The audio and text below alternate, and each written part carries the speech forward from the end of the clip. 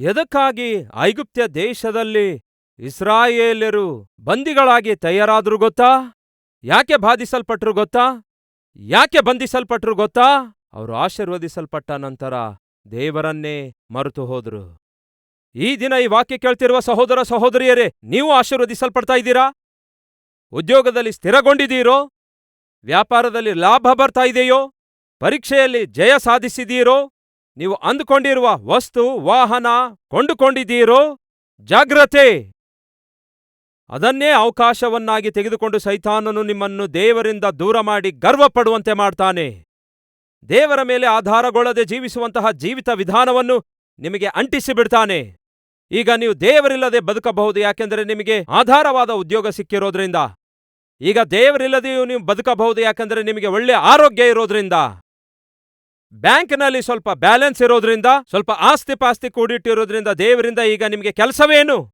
ಯಾಕೆ ಯಾವಾಗ್ಲೂ ಪ್ರಾರ್ಥಿಸ್ತೀರಿ? ಯಾಕೆ ಯಾವಾಗ್ಲೂ ಬೈಬಲ್ ಓದ್ತೀರಿ? ಯಾಕೆ ಯಾವಾಗ್ಲೂ ಆಲಯಕ್ಕೆ ಹೋಗ್ತೀರಿ? ಅವಶ್ಯಕತೆ ಇಲ್ಲ. ಇವುಗಳಲ್ಲಿ ಯಾವುದೂ ಇಲ್ಲದೆ ನೀವು ಬದುಕಬಹುದು ಎಂಬುದಾಗಿ ಸೈತಾನನು ನಿಮ್ಮನ್ನು ಪ್ರೇರೇಪಿಸುತ್ತಾನೆ, ಬೀಳಿಸುತ್ತಾನೆ. ಜಾಗ್ರತೆ! ಆ ದಿನ ಇಸ್ರಾಯೇಲರು ಆಶೀರ್ವದಿಸಲ್ಪಟ್ಟು ವಿಸ್ತರಿಸಲ್ಪಟ್ಟಾಗ ದೇವರನ್ನೇ ಮರೆತು ಹೋಗಿ ಕೊನೆಗೆ ದೇವರಿಗೆ ಕೋಪ ಹುಟ್ಟಿಸುತ್ತಾರೆ. ಈ ದಿನ ನಮ್ಮ ಮಧ್ಯೆ ಯಾರಾದರೂ ಆ ಮಾರ್ಗದಲ್ಲಿ ಹಾದು ಹೋಗ್ತಾ ಇದ್ದೀರಾ? ಹಾಗಾದ್ರೆ ಜಾಗ್ರತೆ! ಒಂದು ದಿನ ಒಬ್ಬ ರಾಜಕುಮಾರನು ಬಂಧಿಸಲ್ಪಟ್ಟು ಶತ್ರು ರಾಜ್ಯದ ಕೋಟೆಯ ಮೇಲ್ಗಡೆ ಇರುವ ಒಂದು ಕೋಣೆಯಲ್ಲಿ ಹಾಕಲ್ಪಟ್ಟನು. ಆ ಎತ್ತರವಾದ ಕೋಣೆಯಿಂದ ಹೊರಗೆ ನೋಡ್ತಾ ಇದ್ದನು. ನನ್ನವರು ಯಾರಾದರೂ ಕಾಣಿಸಿದ್ರೆ ಇಲ್ಲಿ ನಾನು ಬಂಧಿಸಲ್ಪಟ್ಟಿದ್ದೇನೆ ಎಂಬ ವಿಷಯ ನನ್ನ ತಂದೆಗೆ ತಿಳಿಸುವುದಾದರೆ ನನ್ನ ತಂದೆ ಬಂದು ನನ್ನನ್ನು ಬಿಡಿಸಿಕೊಳ್ಳುತ್ತಾನೆ ಎಂದು ಆ ರಾಜಕುಮಾರನು ಮೇಲಿನಿಂದ ಕೆಳಗೆ ನೋಡಿದ. ಕೆಳಗಡೆ ಅವನ ರಾಜ್ಯದ ಒಬ್ಬ ವ್ಯಕ್ತಿ ಹೋಗ್ತಿರುವಾಗ ಅವನನ್ನು ನೋಡಿ ಕೂಗಿ ಕರೆಯುವ ಪ್ರಯತ್ನ ಮಾಡಿದ್ರ, ಆದರೆ ಗಟ್ಟಿಯಾಗಿ ಕೂಗುವ ಹಾಗಿರಲಿಲ್ಲ. ಸೈನಿಕರು ಯಾರಾದ್ರೂ ಬರ್ತಾರೆ ಅಂದುಕೊಂಡು ಆ ಮೇಲ್ಕೋಣೆಯಲ್ಲಿರುವ ರಾಜಕುಮಾರನು ತನ್ನ ಕೈಯಲ್ಲಿರುವಂತಹ ಬಂಗಾರದ ಒಂದು ಬಳೆಯನ್ನು ಆ ದಾರಿಯಲ್ಲಿ ಹೋಗ್ತಿರುವ ವ್ಯಕ್ತಿಯ ಮೇಲೆ ಎಸೆದ. ಯಾವಾಗ ಬಂಗಾರದ ಒಂದು ಬಳೆ ಆ ವ್ಯಕ್ತಿ ಹೋಗ್ತಿರುವ ವ್ಯಕ್ತಿಯ ಮುಂದೆ ಕಾಣಿಸಿತೋ, ಎಷ್ಟೋ ಸಂತೋಷಿಸಿ ಆ ಕಡೆ ಈ ಕಡೆ ನೋಡಿ ತಕ್ಷಣವೇ ಆ ಬಂಗಾರದ ಬಳೆ ಜೇಬಲ್ಲಿಟ್ಕೊಂಡ. ಜೇಬಲ್ಲಿಟ್ಕೊಂಡು ಏನ್ ಮಾಡ್ದ ಗೊತ್ತಾ? ಇನ್ನು ಏನಾದ್ರೂ ದೊರಕುತ್ತವೋ ಏನೋ ಅಂದುಕೊಂಡು ಕೆಳಗೆ ನೆಲದ ಮೇಲೆಯೇ ಹುಡುಕುತ್ತಾ ಇರುವಾಗ ಮೇಲ್ಗಡೆಯಿಂದ ರಾಜಕುಮಾರನು ಹೇಳ್ತಾನೆ, ಅಯ್ಯೋ ಅಯ್ಯೋ, ನನ್ನನ್ನು ನೋಡಯ್ಯ, ನಾನಪ್ಪ ಬಂಗಾರದ ಬಳೆ ಎಸೆದಿದ್ದು, ನನ್ ಕಡೆ ಮೇಲೆ ನೋಡು ಅಂದ್ರೆ ಎಲ್ಲಿ ನೋಡೋದು?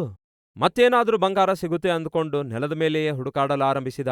ಇನ್ನೊಂದು ಪ್ರಯತ್ನ ಮಾಡೋಣ ಅಂದ್ಕೊಂಡು ಇನ್ನೊಂದು ಕೈಯಲ್ಲಿರುವ ಬಂಗಾರದ ಬಳೆ ತೆಗೆದು ಮತ್ತೊಮ್ಮೆ ಅವನ ಮುಂದೆ ಎಸೆದ್ರೆ, ಅವನು ಹುಡುಕಾಡ್ತಾ ಇರುವಾಗ ಅವನ ಕಣ್ಣು ಮುಂದೆ ಮತ್ತೊಂದು ಬಂಗಾರದ ಬಳೆ ಬಿದ್ದಿತು. ಇನ್ನು ಅವನ ಸಂತೋಷಕ್ಕೂ ಆನಂದಕ್ಕೂ ಮಿತಿಯೇ ಇಲ್ಲದಂತಾಯ್ತು. ಅವನಿನ್ನು ಆಹಾ ಓಹೋ ಎಂದು ಕುಣಿದಾಡಿದ. ಹಾಗೆ ಕುಣಿದಾಡುವ ವ್ಯಕ್ತಿಯನ್ನು ನೋಡಿ ಮೇಲ್ಗಡೆಯಿಂದ ರಾಜಕುಮಾರ ಹೇಳ್ತಾನೆ, ಅಯ್ಯೋ ನೋಡಪ್ಪ, ನೋಡು, ನನ್ನನ್ನು ನೋಡು, ನನ್ನನ್ನು ನೋಡಯ್ಯ, ನಾನು ನಿನಗೆ ಆ ಬಂಗಾರದ ಬಳೆ ಎಸೆದಿದ್ದು. ಅವನಿಗಿನ್ನೂ ಆಸೆ ತೀರಲಿಲ್ಲ. ಮೊದಲನೇ ಬಂಗಾರದ ಬಳೆಯಿಂದ ನನ್ನ ಮಗನಿಗೆ ಬೈಕ್ ಕೊಡಿಸಬಹುದು, ಎರಡನೇ ಬಂಗಾರದ ಬಳೆಯಿಂದ ನನ್ನ ಮಗಳ ಮದುವೆ ಮಾಡಬಹುದು, ಇನ್ನೇನಾದ್ರೂ ಸಿಕ್ಕರೆ ಒಂದು ಮನೆ ಕೂಡ ಕೊಂಡ್ಕೊಳ್ಬಹುದು.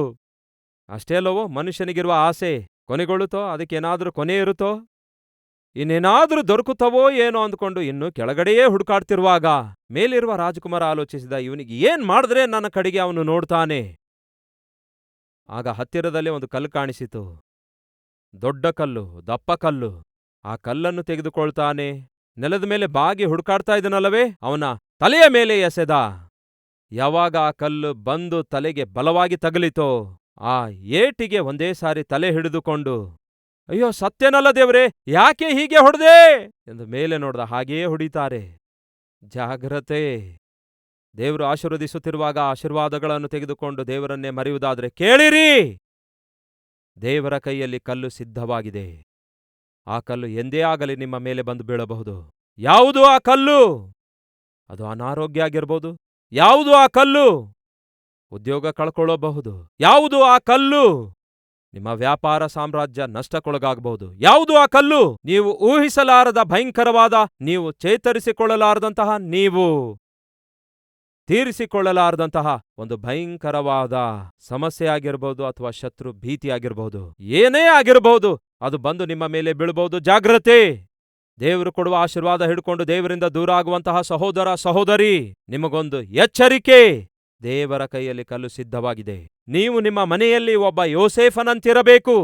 ಆಶೀರ್ವದಿಸಲ್ಪಟ್ಟ ವ್ಯಕ್ತಿಯಾಗಿ, ದೇವರನ್ನು ಹೊಂದಿಕೊಂಡ ಆತ್ಮಿಕನಾಗಿ, ಆತ್ಮಿಕಳಾಗಿ ನೀವಿರಬೇಕು. ಯೋಸೇಫನು ಇರುವವರೆಗೂ ಯಾಕೋಬನಿಗೂ ಯಾಕೋಬನ ಕುಟುಂಬಕ್ಕೂ ಯಾವ ಕೊರತೆ ಇರಲಿಲ್ಲ. ಹಾಗೆಯೇ ನೀವು ಇರುವವರೆಗೂ, ಸಹೋದರ ಸಹೋದರಿ, ನೀವು ಕೂಡ ಇರುವವರೆಗೂ, ನಿಮ್ಮಲ್ಲಿ ದೇವರು ಇರುವವರೆಗೂ ನಿಮ್ಮ ಮನೆಗೆ ಕ್ಷೇಮವಿರಬೇಕು, ನಿಮ್ಮ ಮನೆಗೆ ಸಂತೋಷವಿರಬೇಕು, ನಿಮ್ಮ ಮನೆಯಲ್ಲಿ ಆನಂದ ಇರಬೇಕು, ನಿಮ್ಮ ಮನೆಯಲ್ಲಿ ಸಮೃದ್ಧಿ ಇರಬೇಕು. ನಿಮ್ಮ ಆತ್ಮಿಕ ಜೀವಿತದ ನಿಮಿತ್ತ ದೇವರ ಆಶೀರ್ವಾದಗಳು ನಿತ್ಯವೂ ನಿಮ್ಮ ಮನೆಯಲ್ಲಿ ಸುರಿಸಲ್ಪಡಬೇಕು. ಯೋಸೇಫನಂತೆ ಜೀವಿಸುವೀರಾ? ದೇವರನ್ನು ಹೊಂದಿಕೊಂಡು ಜೀವಿಸುವೀರಾ? ಅದೇ ಸಮಯದಲ್ಲಿ ದೇವರು ನಿಮ್ಮನ್ನು ಆಶೀರ್ವದಿಸಿರುವುದರಿಂದ, ನಿಮ್ಮನ್ನು ಹೆಚ್ಚಿಸಿರೋದ್ರಿಂದ, ಕನಿಕರಿಸಿರೋದ್ರಿಂದ, ಆ ದೇವರ ಆಶೀರ್ವಾದ, ದೇವರ ಕನಿಕರ ಹಿಡಿದುಕೊಂಡು ಹೆಚ್ಚಿಸಲ್ಪಟ್ಟ ನಂತರ ದೇವರನ್ನು ಮರೆತು ದೂರವಾಗ್ತಾ ಇದ್ದೀರಾ? ಜಾಗ್ರತೆ! ಈ ದಿನ ಹೇಳಿ, ದೇವರೇ, ನನ್ನನ್ನು ಮನ್ನಿಸಿರಿ, ನಿಮ್ಮಿಂದ ನನ್ನನ್ನು ದೂರ ಮಾಡುವ ಎಲ್ಲವನ್ನೂ ನನ್ನಿಂದ ದೂರ ಮಾಡಿರಿ ಎಂದು ಪ್ರಾರ್ಥಿಸುವಂಥವರು ನನ್ನೊಂದಿಗೆ ಸೇರಿ ಪ್ರಾರ್ಥನೆ ಮಾಡುವಿರಾ?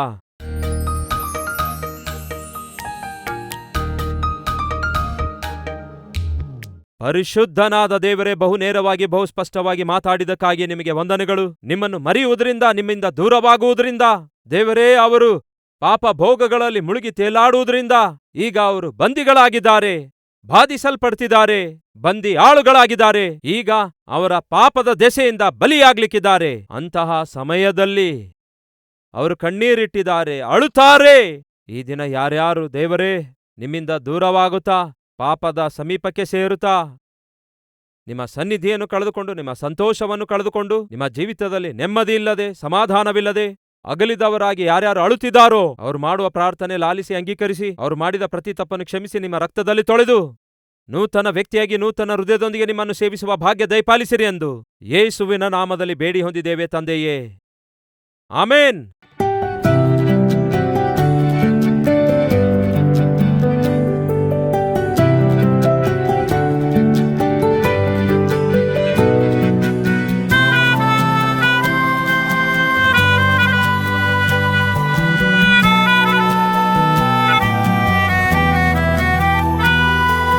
ಈ ದಿನ ಸಾರಿದ ಸಂದೇಶ ನಿಮಗೆ ಆಶೀರ್ವಾದಕರವಾಗಿರುವುದಾದರೆ ಲೈಕ್ ಮಾಡಿರಿ.